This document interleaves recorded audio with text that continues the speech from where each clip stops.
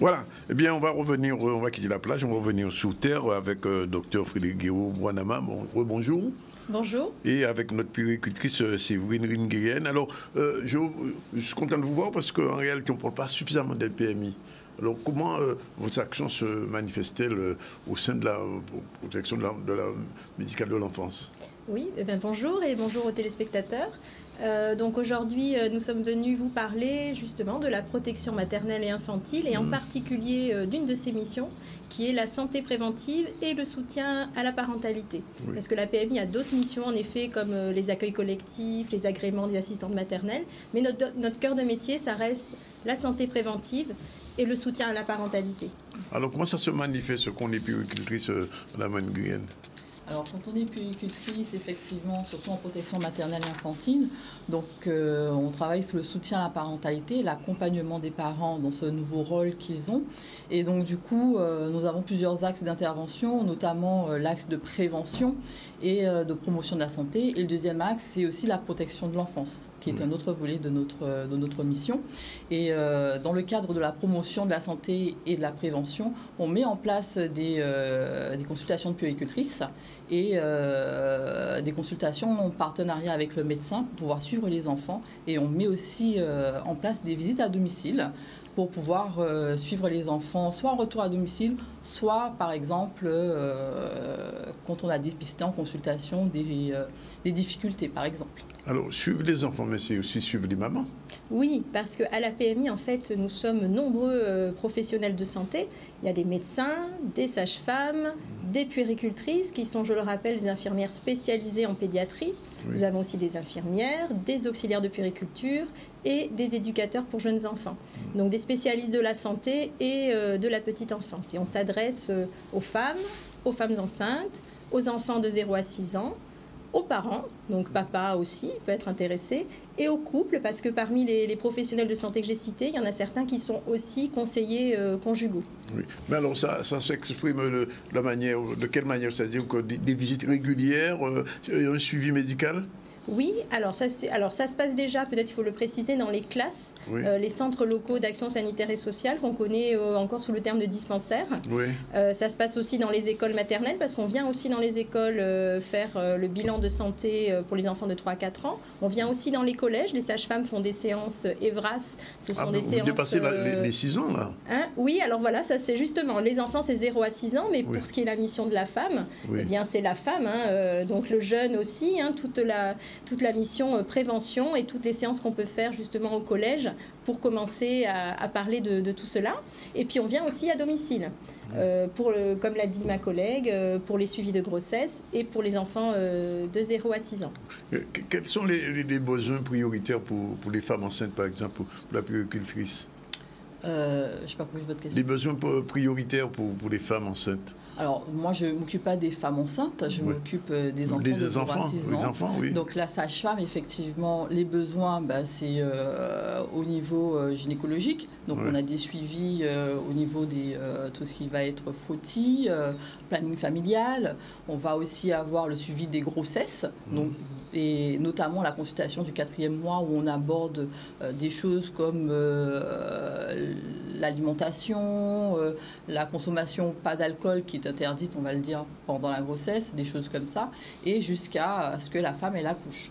Alors, les femmes qui vous regardent en ce moment, qui sont soit enceintes sur le point d'accoucher, qu'est-ce qu'elles peuvent faire? S'inscrire, prendre contact, comment ça se passe concrètement? Alors, il faut se rapprocher du CLAS de sa commune, sachant qu'en général, à part quelques exceptions, il y a un CLAS dans chaque commune. Oui. Donc, se rapprocher du CLAS et prendre rendez-vous. Pour la grossesse, c'est vrai qu'on réalise tous les examens obligatoires du suivi de la grossesse. Oui. On fait la préparation à l'accouchement, l'entretien prénatal, Mme Ringuienne en a parlé aussi, la consultation postnatale et puis tous les conseils qu'on peut donner à la future maman, et en particulier le soutien à l'allaitement maternel. Et pour la femme, on fait tout le suivi gynécologique, préventif, dépistage des infections sexuellement transmissibles, prescription de la contraception, et puis tous les examens de dépistage, par exemple le frottis cervico-vaginal dans le cadre du dépistage du cancer du col de l'utérus, la palpation mammaire, la prescription des mammographies dans le cadre de la prévention du cancer du sein. Oui, et je comprends que même si on n'a pas la sécurité sociale, on peut... Oui, tout à fait. Voilà, tout à fait. C'est un service qui est gratuit, qui est offert par le conseil départemental. Oui. Qu'on ait la sécu ou pas, justement, on a une population immigrée et étrangère qui n'ont pas justement de papier parfois, qui sont suivis en PMI. Alors, il y a un problème qu'on a souvent signalé ici, c'est que nos enfants très petits commencent à être obèses. Donc, ça veut dire que l'alimentation, il faut aussi surveiller l'alimentation. Tout à fait. Donc, c'est un des rôles justement de la puéricultrice où on aborde effectivement l'alimentation et notamment l'intégration et la diversification alimentaire.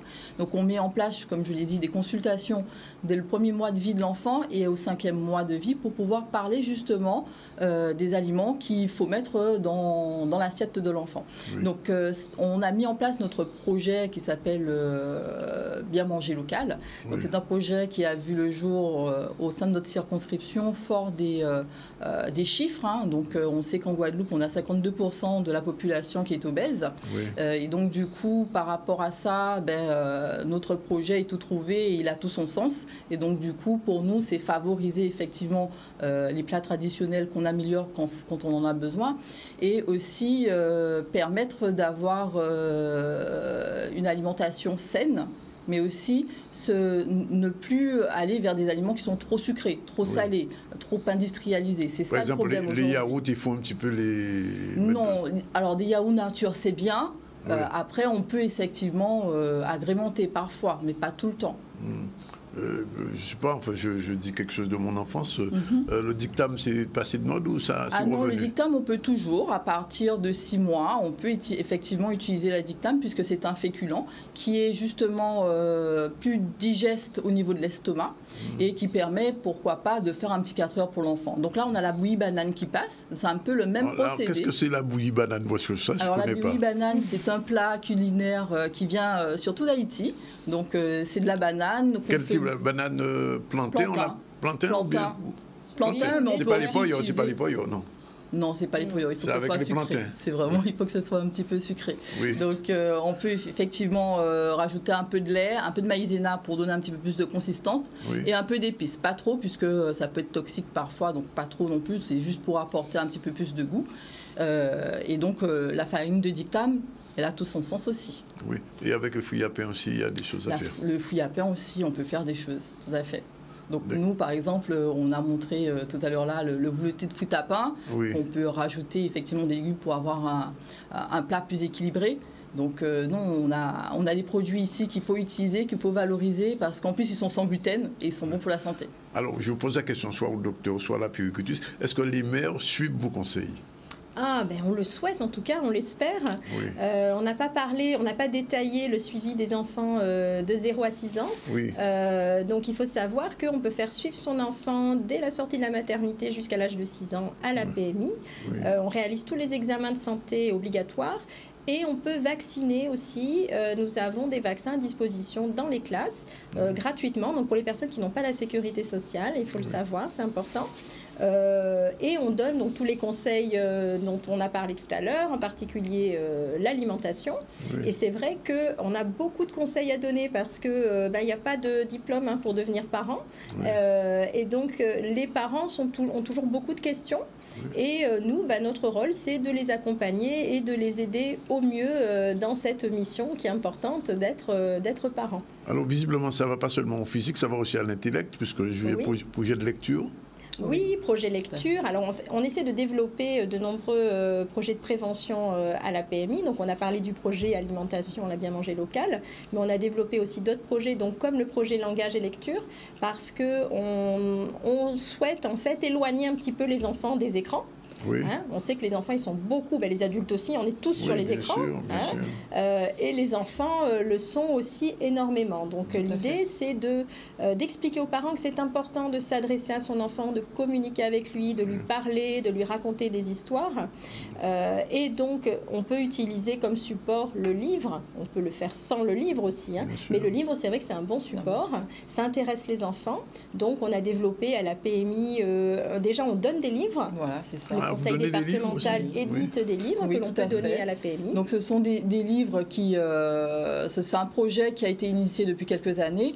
C'est le projet Toupitik à l'IEC du conseil départemental et on favorise en fait la culture créole. Donc ces livres-là, pour ne citer que ceux-là, ça va être des Andoli Mandémaillé ou alors Timon en moins qu'a grandi, des choses comme ça, qui sont en fait issus d'auteurs guadeloupéens et qui valorisent notre culture à nous. Donc à l'intérieur de ces livres, on a un petit guide à destination des parents pour leur permettre de lire, pour apprendre à lire avec leurs enfants, lire et raconter des histoires. C'est un véritable dispositif tout ça. Oui, on fait beaucoup de choses à la PMI. Non, visiblement, je suis agréablement surpris d'entendre toutes ces choses qui se mettent en place et ça fonctionne bien. Ça fonctionne très bien, oui. On met en place d'autres actions et on a mis en place une action récemment aussi qui s'appelle Art à la PMI avec une artiste que vous connaissez peut-être qui s'appelle Céline Bernabé, une artiste peintre, photographe, comédienne, qui est venue exposer ses œuvres sur les temps de consultation infantile, qui a passé un temps avec les mamans qui le souhaitaient, un temps d'échange.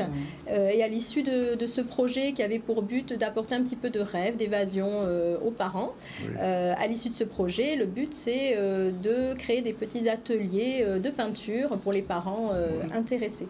C'est intéressant. Alors, j'ai quand même envie de poser la question, je sais pas, à la puéricultrice ou au docteur. Est-ce que les femmes guadeloupéennes ont décidé d'avoir plus qu'un enfant et demi?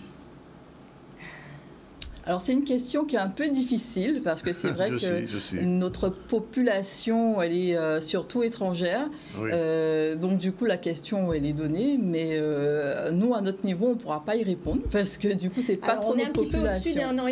On fait un peu plus d'enfants en Guadeloupe que par rapport aux chiffres métropolitains, je crois qu'on est à 2,7 ou 2,5 enfants. Donc on est encore un petit peu plus, mais en tout cas, comme vous l'avez dit au début de l'émission, en Guadeloupe, la population est vieillissante, on a de moins en moins de naissances, donc ça c'est vrai que c'est une préoccupation. C'est une préoccupation, c'est étudié cette question aujourd'hui. En tout cas, c'est une préoccupation, elle mérite d'être étudiée, mais en tout cas, le constat est là. Il est vrai qu'à l'heure actuelle, voilà, on a de moins en moins de naissances, on a beaucoup de départs aussi de la Guadeloupe, donc on a une population qui diminue et qui vieillit à l'heure actuelle. On m'a même laissé entendre que les femmes étrangères avaient plus d'enfants que les Guadeloupéennes. Alors je pourrais pas donner, je n'ai pas les chiffres, mais c'était au-delà de 2, c'était au-delà de 2, quelquefois 3 enfants. Mais les femmes guadeloupéennes font aussi encore des bébés, voilà. Donc après faire le distinguo entre les femmes, je pense qu'il faudrait avoir des chiffres pour ça, mais là on peut pas s'avancer sur ça parce qu'on n'a pas de chiffres. Bien sûr. Et donc, toute cette mise en place qui fait, ça date de combien de temps, tout ce travail que vous faites là? Écoutez, le travail, tu parlais du projet lecture. Le projet lecture, en fait, il existe déjà depuis 2016, déjà avec le projet Toupitik à l'IEC. Et nous, on l'a approfondi, puisqu'il faut savoir qu'on fait aussi le don d'imagier, le don prêt, bien sûr, pour stimuler le langage au niveau des enfants pour lesquels on décèle des petites difficultés et pour permettre aux parents de passer du temps avec leurs enfants. Donc on va dire que nous, en circonscription 3, on a commencé, ça fait à peu près 2 ou 3 ans, puisqu'on a eu du mal, et puis maintenant on est parti sur le don d'imagier. Écoutez, c'est très intéressant. Alors, je vous rappelez quand même que pour bénéficier de tous ces avantages, on prend contact avec son classe de sa commune, de toutes les communes. Oui, alors de sa commune, c'est plus pratique d'aller, de rester là où on habite, sachant que en principe, dans chaque commune, il y a une classe. Proche de chez soi, il y a une classe, avec une PMI qui vous recevra avec plaisir. Écoutez, bon travail, continuez. Merci. La Guadeloupe en a besoin réellement. Et je pense que c'est nécessaire. En tout cas, merci d'être venu nous dire tout ça. J'espère que les Guadeloupéennes, les hommes aussi qui écoutaient, vont se rappeler de tout ça, surtout au niveau alimentaire, au niveau des écrans, au niveau de l'art aussi, à domicile, et puis du suivi des enfants de 0 à 6 ans et au-delà, comme vous avez dit, jusqu'au collège. Alors, au collège, ce sont les sages-femmes qui se déplacent faire des actions de prévention. Oui. Dans les classes, on ne reçoit les enfants que jusqu'à l'âge de 6 ans. Voilà. Et c'est très important, j'en rajouterai, de bien faire suivre son enfant depuis la naissance, de faire tous les examens de santé, parce que plus on dépiste précocement lorsqu'il y a une difficulté, un retard d'acquisition de la marche, du langage, ou toute autre difficulté, plus on les prend tôt, mieux on a de chances que ces difficultés soient corrigées. Voilà. Bien. Ben, je vous remercie, mesdames, d'être venues.